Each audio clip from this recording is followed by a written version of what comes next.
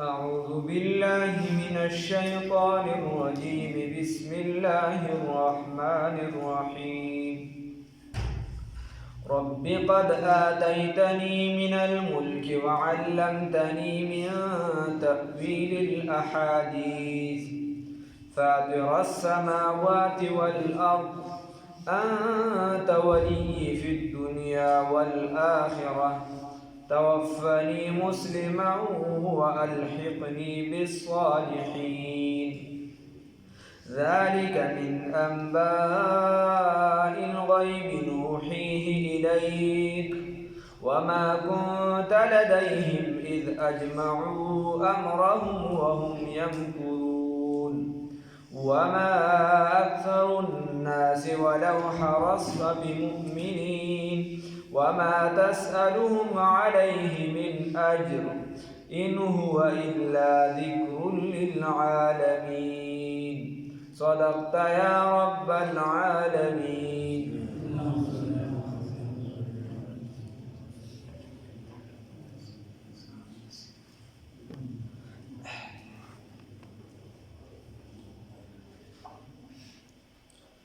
حضرت یعقوب علیہ السلام چې کله مصر ته راغی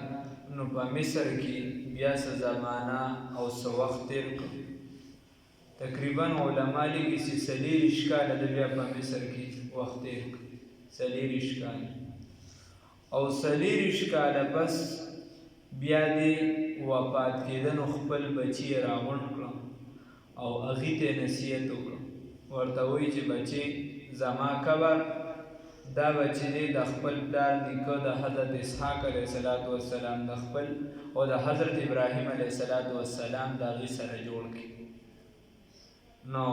دی بیا وفات شو. چې کله وفات شو د هلته نه فلسطین ته او فلسطین نه بیا بیت المقدس ته راوړلی شو. څوک وایي چې نابلس کې دی وغیره هلته راوړلی شو او هلته خیر دی په د ده متعلق خبره چې ده نو هغه په بیت المقدس کې او د یوسف علیه السلام متعلق یو قول د نابلس. نو چې کله د جسد مبارک میت مبارک راوړلی شو په یو تابوت کې واچولی شو بند کړی شو او یوسف علیه السلام ورسره په خپله هغه راغی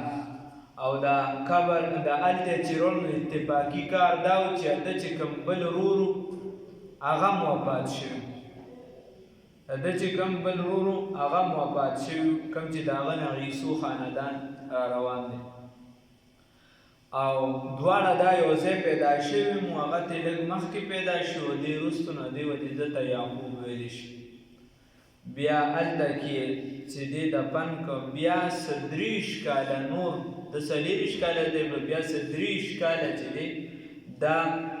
یوسف علیه السلام چې کله تیر کړو په یو تفسیر حاضر والی وایي چې د 120 کالو شو بعضې وایي چې د 110 کالو شو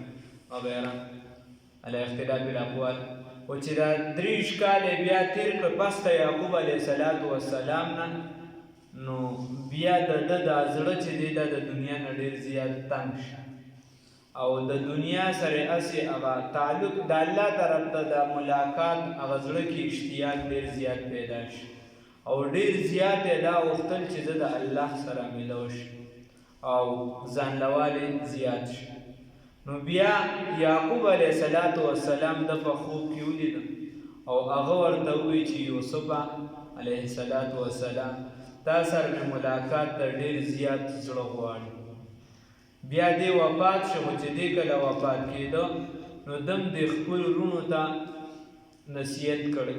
کړی او د تورات په روایاتو سره چې دی د خپل کړوسي وغیره دا لیدلي د خپلو بچو ته ادارونو ته وصیت بیا وکړو چې ما کله د الله دا وعده پوره شي چې تاسو به خپل پلار نیکه ځای ته بیا بوځم نو چې کله تاسو د دلته نه بیا واپس فلسطین ته ځئ نو زما دا بدن مبارک به وړی او هلته به مې د پلار سره ښخ. خیر بیا 300 یا څه د پاسه کاله دا دوی په دغه ځای کې حکومت کړي ځکه چې بادشاه ورته حکومت هم پرېښود چې کله ایمان راوړه نو چې بادشاه حکومت پرېښودل داسې اسان کار نه و درته ځکه چې حکومت به یې چا ته پرېښوده بس د هغه خاندان ته منتقل شه ستا د خاندان نه ووته نو بیا 300 یا 400 وغیره د دې چې دغه حکومت کړی دی. بیا د موسی علیه السلام زمانه کې چې کله دی د فرعون نه تښتېدل او واپس تلو، بیا یې د دغه تابوت مبارک د یو بوډۍ په اشارې باندې د هغې په چې هغې ته معلوم و د هغې د وجې هغې بیا ځان سره اغشتی. نو یعقوب علیه السلام چې کله دغه الله رب العزت طرف ته د ملاقات شوق زیات شو یوسف علیه السلام او یعقوب علیه السلام یې خوب کې مولیدو. نو د سوال وکړه الله نه، الله ته وایي رب ای رب زما قد یقینا آتیتنی تارا کړیو ماته من الملک د بادشاهینا وعلمتنی او تا علم را کړیو ماته من تأویل الاحادیث د تعبیر د خوبونو علم دې را کړو. نو یو تعویل الاحادیث اسی دلته عام معنی خو د خلک دا کوي چې تعویل د خوبونو تعبیر د خوبونو خو دې ته دا ویلی شي چې دا یوې خبرې ته نه هیچتا دا یو خبرې ویښته اصل ته بالکل ورسې نو هغې ته تعویل الاحادیث ویلی شي. یوسف علیه السلام مخکې به چې چا خبره وکړله نو هغه ته به ډایرکټ پته لګېدله چې د دې اصل د دې دا د دې ځای نه چې دی دا خبره دې بنیادی مقصد دغه دی. نو دې ته تعویل الاحادیث ویلی شي. او نور په تعبیر د خوبونو کې د یوسف علیه السلام په دور کې د هغه نه زیات څوک عالم نه و د هغه په دور کې. فاطر السماوات بی نمونی پیدا کونکی دا اسمانون دی ناشنا پیدا کونکی دا اسمانون دی والارض و نظمکی دی انت ولی فی الدنیا نو ناشنا پیدا کونکی اللہ رب العزت چی داتو سمر اسمانون پا دیکھی بیا دن نکم نظام جوڑ دی یو نظام پا کی روان دی دا اللہ جوڑ کردی بغیر دا نمونی چی تر یو نمونه پرتای او تس سیز جوڑے نو دا دیر گران کار دی او بیا چې نمونه نه یو ته یو سیز جوړي. نو هلته کې اکثریت قرآن کې چې کوم دی دا سماوات ذکر راځي نو په جمع سره راځي او ځمکه د هغې تابع واخله یا وغیره. هسې احادیثو نه هم دا ثابتېږي د رسول الله صلی الله علیه وسلم نه چې دا ځمکې ودي او پرله پسې دي. لکه رسول الله صلی الله علیه وسلم فرمایي وی چا چې یو لیش ځمکه د بل چا چې دا قبضه کړه په ناحقه باندې نو لاندې باندې یعنې د حدیث مفهوم دی چې لاندې دې پسې څومره ځمکې دي دا ټول به د قیامت په ورځ د ده په اوږه باندې. یا حدیث کې راځي رسول الله صلی الله علیه وسلم فرمایي چې د خدای پاک علم چې دا په هر څه باندې حاوي دي زیات دي دا په هر څه باندې زیات دي. وی رسول الله صلی الله علیه وسلم فرمایي وی که چېرته تاسو یو زنځیر چې دی دا په لومبنۍ ځمکه باندې پرېږدئ دا دویمې ته ورسي دویمې نه تېر شي درېمې ته ورسي درېمې نه تېر شي څلورمې ته ورسي څلورمې اوومې ته ورسي نو هم د الله علم په دې زنځیر باندې حاوي دی. الله پرې پوهه دی چې دا څه دي څه نه دي کوم ځای دی څه بندوبست دی څه انتظام نو دې نه مسې دا معلومېږي والله اعلم. انت ولی فی الدنیا تزمن آقای زمن دوستی ملگری پا دنیا کی والآخرت و پا آخرت کی نو دا سچی در سروشو دا سچی کی دی دا خو چې ما سروشو دا دا حکمت تقاضا وا دا صحیح دی زمن دوست زمن ملگری ناشکری باندې کې خان و اس حالت کې حدیث شریف کې راځي رسول الله صلی الله علیه وسلم فرمایي الخير فيما وقع وی چې څه در باندې واقع شو څه در ته رال بس دی کې خیر دی خیر پکې وګڼه څه در باندې رال په دنیا کې خیر پکې وګڼه. ولې که یوسف علیه السلام روح وی ته نو ورغلی بیا جیل ته نو تللی نو دا دونه بادشاهۍ ته به کوم ځای نه رارسېد دا خاندان به څنګه نو الخیر فیما وقع چې څه واقع شي بس په دې کې خیر وګڼه ستا بچی وفات شو ستا کور کې څه غم راغی څه بل څه وشو بس کوشش به دا کې چې زه د مصیبت نه بچ شم خو چې کله تقدیر غالب شو څه در باندې رال نو بیا د الله رب العزت ته خپل فریاد کوه او د الله نه د مصیبت لرې کولو سوال کوه بل چا پسې مه ګرځه. وَأَلْهِمْنِي وَتَوَفَّنِي او وفات کمالرا مسلمن بحالت د اسلام کی. نو رسول الله صلی الله علیه وسلم فرمایي وی د مرګ سوال چې د هیڅ یو بنده دپاره جایز نه دی ښه که چېرته انسان ډېر تنګ شي نو داسې سوال دی کوي چې خدایه تر هغې مې ژوندي وساته تر څو پورې چې زما په زندګۍ کې خیر وي او چې کله زما په زندګۍ کې خیر نه وي او زما باندې فتنه غالبه کېږي نو خدایه پاکه بیا که زما په زندګۍ کې خیر نه وي نو بیا راله وفات راوړه بیا راله مرګ راوړه علما لیکي چې د مرګ سوال دوه کسه پوری شي یو د پته چې وایي په ما فتنه دومره غالبېږي چې زه د اسلام نه وځم د اسلام نه اخوا دېخوا کېږم د دین کاته مې روانېږي نو دی د مرګ سوال پوری شي دویم نمبر دی د داسې مقام انسان دی چې دی د الله د ملاقات ډېر زیات شوقین دی نو هغه نه زه یم و نه تاسو الله دې محدود چې په دوربین کې او په زرو کې یو کس مې ښکاري نو چې د داسې مقام او مرتبې انسان وي چې هغه ته پته وي او هغه د الله د ملاقات شوقي نو بیا هغه د الله نه سوال کولی شي چې خدای پاکه ماله وفات درکړه چې زه تا سره ملو شم لکه یو بزرګ وفات کېږي که نه بل کس والله چې دی د جنت سوال کې هغه ورته ظالمه دا خو د شلو کالو نه زما مخې ته یې جنت او ما ورته توجه قدرې نه ده کړې شلو کالو نه مې مخې ته دی زه ورته او زه به د الله د دیدار نه علاوه په یو څیز نه خوشحالېږم نو که دغه شانې نو بیا ټیک ده وَأَلْهِمْنِي او پیوس کما لرا بِالصَّالِحِینَ د نیکانو سره نو دا دې کې اشاره د امام شاه ولی الله رحمت الله علیه فرمایي چې دې طرف ته اشاره ده چې بزرګان چې دي هغې معاشره او ماحول چې دی دا صحیح غواړي دا ټیک ټاک غواړي که چېرته معاشره او ماحول خراب وي نو بیا صرف په تعلیم او په تعلم باندې ستا د بچي صحیحوالی دا نه کېږي امام شاه ولی الله رحمت الله علیه فرمایي چې صرف په تعلیم او تعلم باندې د یو کس ښه ګذران یا ښه وخت تېرېدل یا د هغه نه ښه انسان جوړېدل دا ممکن نه دي تر څو چې هغه سره ماحول دا ملګري شوي دي وایي ځکه پیغمبرانو بیا سوال کو چې موږ د نیک او صالح سوسایټۍ منبر جوړ کړ امام شاه ولی الله رحمه الله فرمایي والحقني بالصالحین ذالک دا جدی من اوس د رسول الله صلی الله علیه وسلم ته خبره کړې او د هغه د رسالت اوس خبره ده رسول الله صلی الله علیه وسلم ته الله وی ذالک دا واقعه مذکوره چې دا من انباء الغیب د کیسو د غیبونه ده د خبرو د غیبونه دي نوحی چې موږ بیان کړ دي لرا الیک تا ته وما كنت لديهم او تنوي دوی سره حاضره وما كنت تنوي لديهم د دوی سره حاضره اذ په هغه وخت کې اجمعوا امرهم چې دی راجمع شو په یو کار باندې راجمع شو وهم يمكرون او دیو تدبیر کوونکي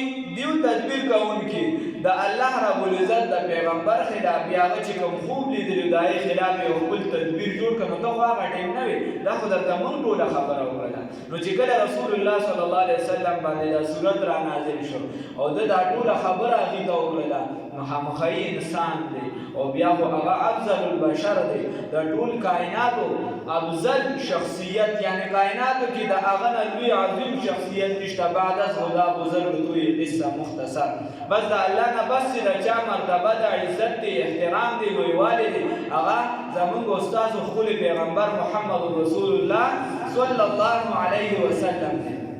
او هغه قرآن کې راځي وبالمؤمنین رؤوف الرحیم وی هغه په مسلمانانو په مؤمنانو باندې ډیر زیات شفقت کوونکی دی او خاص کر په امت باندې چې چا به ایمان نه راوړو نو ډیر زیات به خفه کېدی چې د ایمان ولې نه راوړي د دې وجې دا به د داعی دپاره به دا شرط ضروري د استاد دپاره به دا شرط ضروري د پیر دپاره به دا شرط ضروري چې دی به په خپل شاګرد باندې په خپل مرید باندې پلار به په خپل بچي باندې دی به داسې درد مخصوصوي څنګه چې په خپل ځان باندې درد مخصوصوي څنګه چې د خپل تکلیف باندې دی خفه کېږي دغه شان به د هغه په نقصان باندې خفه کېږي دا ضروري خبره ده د علماو لیکلي ورنه دې داعي بیا نشي جوړېدی دې دعوت کوونکي بیا نشي جوړېدی دې بیا پیر او استاد نشي جوړېدی دا به بیا هسې د خولې خبرې د زړه به بیا نه نو دا رسول الله صلی الله علیه وسلم په زړه کې رال چې اوس خو به دې ایمان راوړي که نه ښه تفصیلي خبره ورته وشوه او دا یې ډېر زیات اشتیاق و چې دې ایمان راوړي. الله رب العزت ورته وایي وما اکثر الناس او نه دي اکثر خلک و نه دي اکثر خلک ولو حرصت اگر که ته ډېر هیرس کې بمؤمنین خو دې ایمان راوړونکي نه دي. نو رسول الله صلی الله علیه وسلم هیرس کو د دې د ایمان په راوړو باندې چې دې ایمان راوړي ډېر زیات پیدا په زړه کې راتله د رسول الله صلی الله علیه وسلم. بیا تر دې رسول الله صلی الله علیه وسلم د خپل تره ته چې کوم تره یې ډېر زیات خدمت کړو هغه ته چې ډېر زیات منت او زاري وکړه په آخره کې نو هغه یو قصیده ویلې وه بیا روح المعانی وغیره را ذکر کړی دی دې یو شعر را ذکر کړی دی نو هغه په هغه شعر کې وایي ولقد علمت بأن دین محمد صلی الله علیه وسلم ولقد علمت بأن دین محمد من خیر ادیان البریه وایي ما ته ښه معلومه ده ښه پوهېږم چې د رسول الله صلی الله علیه وسلم نه او د ده راوړل شوي دین نه بل دین افضل نشته غوره نشته خو ایمان د دې وجې نه راوړمه هسې نه سبا به دا خلک وایي چې دې خو د اور نه ویلې نعوذ بالله من ذلک که اوږده قصیده ده روح المعانی والا را ذکر کړی چې دې وګورې ته به حیران شي چې داسې صفات یې بیان کړي چې د نه زمانې ده چې دا ګاډې وړې ناکونه چې وایي او دا سم چې وایي چې دا ټول راغونډ کې ما کشانه شان نشي جوړولی ډېر په ګرانه به یې جوړوي او هغه وایي ایمان د دې وجې نه راوړي الله دې معافي وکړي نو د دې وجې رسول الله صلی الله علیه وسلم ته الله وایي وما اکثر الناس او نه دي اکثر خلک ولو حرصت اگر که ته حرص کوې په دې باندې چې دوی به ایمان راوړي بمؤمنین ایمان راوړونکي یعنې ایمان نه راوړي. بیا الله رب العزت فرمایي وما تسألهم علیه او ته نه یې غوښتونکي علیه په دې دعوت باندې وما تسألو ته نه یې غوښتونکي هم د دوی نه علیه په دې دعوت باندې په دې دین باندې من اجر څه اجر څه پیسې ته نه غواړې چې ته ورته چې زه درته د دین خبرې کوم نو ماله پیسې راکړي دا خاصه د پیغمبرانو وه دا د پیغمبرانو خاصه وه د پیغمبرانو نه علاوه بیا نورو خلکو په دې باندې چې دې تنخواګانې غوښتي لکه افضل البشر بعد الانبیاء بالتحقیق خلیفة بلا فصل سیدنا ابو بکر صدیق رضی الله تعالی عنه هغه چې څنګه لومبنی رسته هر چا خو مختلفه راغشته ده خو چې کوم تعلیم مضبوط اقوال نو چې څنګه مونځ وشو ابوبکر صاحب خلکو ته مخ راواړو وایي بهی ما خو به کار روزګار کو هلته نه به مې تان راوړو هغه به مې کور کې واچو ټوټې به مې که د هغې نه به مې جامې جوړې کړلې بیا به مې چې دی نو دا ګرځولې په لارو کې په بازار کې به مې ګرځولې مستقل دوکانې نه او ما به هغه خرڅولې نو ما به مې پیسې وګټلې خپلو بچو له به مې چې دی رزق پیدا کړه د هغې خېټه به مې پیدا کړه اوس خو به یا زه ستاسو فیصلې کوم یا به درله مونځونه درکوم نو مونځونه ځان له چې دی یو مستقل کار دی او بیا ورپسې د خلافت ځان له مستقل بوج دی نو یا به دا کوم یا به دغه کوم نه خو بچو له به زه څه کوم یا خو داسې وکړئ چې ځان له مالداره خلیفه وګوره چې د هغه د رزق مسایل نه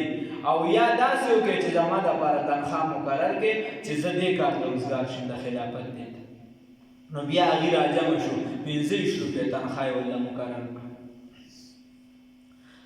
نو بیا او دریو خلفاو چې دي بالتحقیق هغې تنخوا اخیستې د هغې پیسې اخیستې دي سیدنا ابوبکر صدیق سیدنا عمر فاروق سیدنا علی المرتضی رضی الله تعالی عنه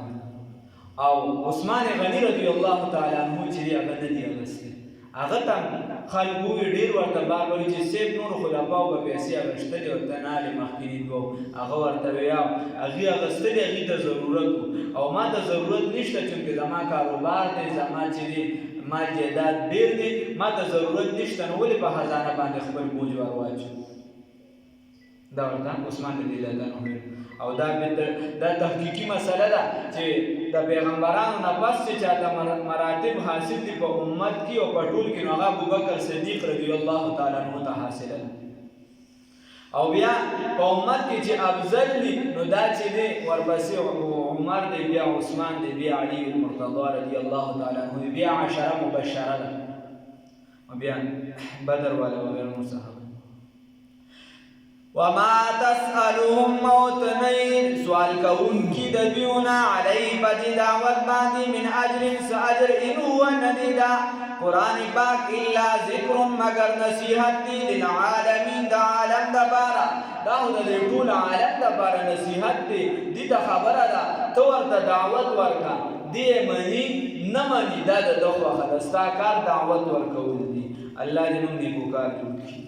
ربي اے رب زما قد آتيتني يقينا تارا كلماتا من الملك دباتشاهنا وعلمتني وتعلم كلماتا من تأويل الأحاديث دتابرون دخوبون فاطر السماوات بينموني پیدا کون کی بینمونی پیدا کون کی ابتدائی پیدا کون کی دا اسمانونوی والارد و دزمکی انت ولی فی الدنیا تدو زمنگی پا دنیا کی تا آقا زمنگی پا دنیا کی والآخرت و پاخرت کی وتوفنی و وفات را کماتا مسلمان پدا سی حالت کی جز مسلمان یم والحقنی و پیوس کمالنا بسوالحین دنی بکارو سرا ذالک من انباء الغیب دا خبری چی دا